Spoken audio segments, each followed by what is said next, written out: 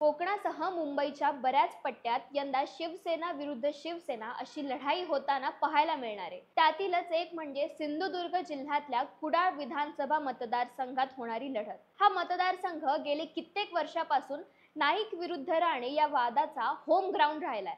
आता यंदाच्या विधानसभा निवडणुकीत इथे शिवसेना ठाकरे गटाकडून विद्यमान आमदार वैभव नाईक तर शिवसेना शिंदे गटाकडून नारायण राणे यांचे ज्येष्ठ पुत्र निलेश राणे हे मैदानात असणार आहेत। त्यामुळे यंदाच्या विधानसभेत कुडाळमध्ये राडा होणार यात काही शंका नाहीये। मात्र काही समीकरणं असं सांगतात की कुडाळचं गणित हे निलेश राणेच्या विरोधात जातंय। मात्र ते कसं? त्या पाठीमागची कारणं काय आहेत? चला तर मग जाणून घेऊयात आजच्या या व्हिडिओच्या माध्यमातून। नमस्कार, मी आदिती आणि तुम्ही बघतायत महाराष्ट्र भूमी। 1980 आणि 90च्या दशकामध्ये बऱ्याच ठिकाणी शिवसेना विरुद्ध काँग्रेस असा संघर्ष आपल्याला पाहायला मिळायचा। त्यावेळी शिवसेना ही काँग्रेसला मुंबई आणि कोकण पट्ट्यात एक नवं आव्हान उभं करत होती। तेव्हा कोकणात शिवसेनेचा प्रमुख चेहरा हा नारायण राणे होते। ते संपूर्ण कोकणातील शिवसेना सांभाळायचे। तर राणेंचं होम ग्राउंड असलेल्या सिंधुदुर्ग जिल्ह्यात काँग्रेसची जबाबदारी ही श्रीधर नाईकांवर होती। त्यामुळे नाईक आणि राणेंमध्ये स्थानिक पातळीवर काही ना काही कारणांवरून वाद व्हायचे। अशात 22 जून 1990 रोजी श्रीधर नाईकांची हत्या झाली आणि नाईक कुटुंबियांनी या हत्येचा आरोप नारायण राणेंवर लावला। पुढे नारायण राणेंवर खटला दाखल झाला होता आणि प्रकरण कोर्टात गेलं। मात्र कोर्टानं राणेंची निर्दोष मुक्तता केली। आता श्रीधर नाईकांची हत्या झालेली असली तरी त्यांचं जे कुटुंब होतं ते काँग्रेसमध्येच होतं। त्यांच्या कुटुंबाचं राजकारण हे काँग्रेस विचारधारेने चालत होतं। त्यानंतरच्या काळात नारायण राणेंचा राजकीय आलेख हा वाढतच राहिला। मात्र 2005 साली त्यांनी उद्धव ठाकरेंसोबतच्या संघर्षामुळे शिवसेनेला सोडचिठ्ठी देत काँग्रेसमध्ये दाखल होण्याचा निर्णय घेतला। त्यावेळी नाईक कुटुंबीय हे देखील काँग्रेसमध्ये होते आणि अर्थात नारायण राणे काँग्रेसमध्ये येणं हे नाईकांना न पटणारं होतं। त्यामुळे नाईक कुटुंबानं काँग्रेसची साथ सोडली आणि त्यांनी शिवसेनेचा सहारा घेतला।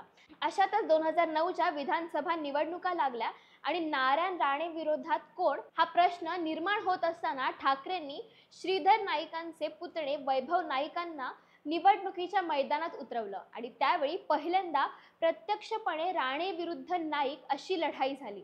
अर्थात त्यावेळी नारायण राणेंचं प्रस्थ खूप मोठं असल्यामुळे नवख्या वैभव नाईकांचा त्यांच्यासमोर निभाव लागणं शक्य नव्हतं आणि झालं देखील तसंच। राणेंनी नाईकांचा 24,225 मतांनी पराभव केला। मात्र 2014च्या विधानसभा निवडणुकीत वैभव नाईकांनी वचपा काढला आणि नारायण राणेंना आसमान दाखवत 10,000पेक्षा जास्त मतांनी विजय घेतला। त्यावेळी नारायण राणेंचा पराभव केल्यामुळे वैभव नाईक हे रातोरात प्रसिद्धीच्या झोतात आले आणि त्यांची इमेज जायंट किलर म्हणून प्रस्थापित झाली। हा पराभव राणे कुटुंबाला मोठा धक्का देणारा होता आणि कदाचित त्यामुळेच मधले 5 वर्ष राणे कुटुंब हे काही फारसं समोर आलं नाहीये। पुढे 2019 साली नारायण राणेंनी निवडणूक न लढवण्याचा निर्णय घेतला। त्यामुळे वैभव नाईकांसमोर म्हणावं तसं तगडं आव्हान राहिलं नाही। प्रत्यक्ष निवडणुकीत राणे कुटुंबियांनी अपक्ष रणजित देसाईंना ताकद पुरवली खरी, पण असं नाईकांवर त्याचा परिणाम झाला नाही। उलट त्यांच्या मताधिक्यात जवळजवळ 5,000ची वाढ झाली। यानंतर मधल्या काळात बरंच पाणी पुलाखालून वाहून गेलं, जसं की शिवसेनेत फूट पडली। राणे कुटुंब भाजपात गेल्यामुळे त्यांना नवसंजीवनी मिळाली आणि इतरही बऱ्याच गोष्टी घडल्या। आता वर्तमानाबद्दल बोलूया तर येणाऱ्या विधानसभा निवडणुकीसाठी कुडाळ मतदारसंघातून नारायण राणेंचे ज्येष्ठ पुत्र निलेश राणेंना भाजप मार्फत निवडणुकीच्या मैदानात उतरवण्याची इच्छा होती। मात्र हा मतदारसंघ मुख्यमंत्री एकनाथ शिंदे सोडायला तयार नसल्यामुळे निलेश राणेंना शिंदे गटात प्रवेश करावा लागला आणि कुडाळची उमेदवारी मिळवावी लागली। मात्र यामुळे झालं असं की ज्या वैभव नाईकांसमोर 5 वर्षांपूर्वी कोणतंही तगडं आव्हान नव्हतं, त्यांच्यासमोर निलेश राणेंच्या रूपात एक तगडं आव्हान उभं राहिलं। पण खरंच निलेश राणे हे वडिलांच्या पराभवाचा बदला घेऊ शकतात का? तर बघायला गेलं तर हा भाग पूर्वीपासूनच नारायण राणेंच्या वर्चस्वाखाली असणारा होता।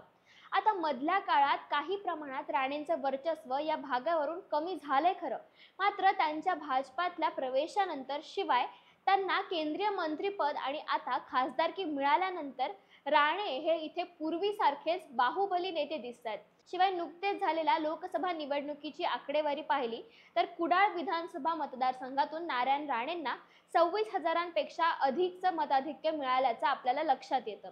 मात्र इथे वैभव नाईकांची देखील बाजू पाहणं गरजेचं आहे। म्हणजेच गेल्या 10 वर्षाच्या कार्यकाळात वैभव नाईकांनी कुडाळ विधानसभा मतदारसंघात मोठ्या प्रमाणात काम केल्याचं सांगितलं जाते। तसंच कोविड काळातही नाईकांचं मोठं काम आहे। कोविड काळातल्या त्यांच्या कामाचे बरेच व्हिडिओ आजही सोशल मीडियावर उपलब्ध आहेत। शिवाय मतदारसंघातल्या प्रत्येक सुखदुःखात नाईक हे अग्रस्थानी असतात। त्यामुळे नाईकांची इमेज देखील इथे मास लीडर झाली आहे। म्हणून कुडाळमध्ये त्यांना पराभव करणं हे सोपं नसणार आहे। आता यामध्ये एक महत्त्वाची बाब म्हणजे मधल्या काळात सिंधुदुर्गमध्ये छत्रपती शिवाजी महाराजांचा पुतळा कोसळल्याची घटना घडली होती। त्यावेळी वैभव नाईकांनी सर्वात पहिले त्या ठिकाणी जात पाहणी केली आणि इतकंच नाही तर थेट बांधकाम विभागाचं ऑफिस देखील फोडलं। आता त्यांच्या या आक्रमक भूमिकेमुळे मरगळ आलेल्या शिवसैनिकांना एक ऊर्जा मिळाली होती। तर दुसरीकडे आदित्य ठाकरे हे किल्ल्यावर पाहणी करण्यासाठी आले असता नारायण राणे आणि निलेश राणे हे देखील आपला गट घेऊन त्या ठिकाणी पोहोचले। इतकंच नाही तर राणे पिता पुत्रांनी पोलिसांसोबत हुज्जत घातली, तसंच मीडियाचे माईकही खेचले। आता इतक्यावर राणे काही थांबले नाही, त्यांनी ठाकरे गटातल्या कार्यकर्त्यांना जीवे मारण्याची धमकी देखील दिली। यामुळे झालं असं की नारायण राणे आणि निलेश राणेंची प्रतिमा कुठेतरी डगवली गेल्याचं पाहायला मिळालं। आता या बाबींना जर विधानसभा निवडणुकीसोबत जोडलं तर मात्र वैभव नाईक हे सहजच निलेश राणेंचा पराभव करू शकतात असंच दिसतंय। तर तुम्हाला देखील हेच वाटतंय का? तुमची प्रतिक्रिया आम्हाला कमेंट्सच्या माध्यमातून नक्की कळवा। धन्यवाद।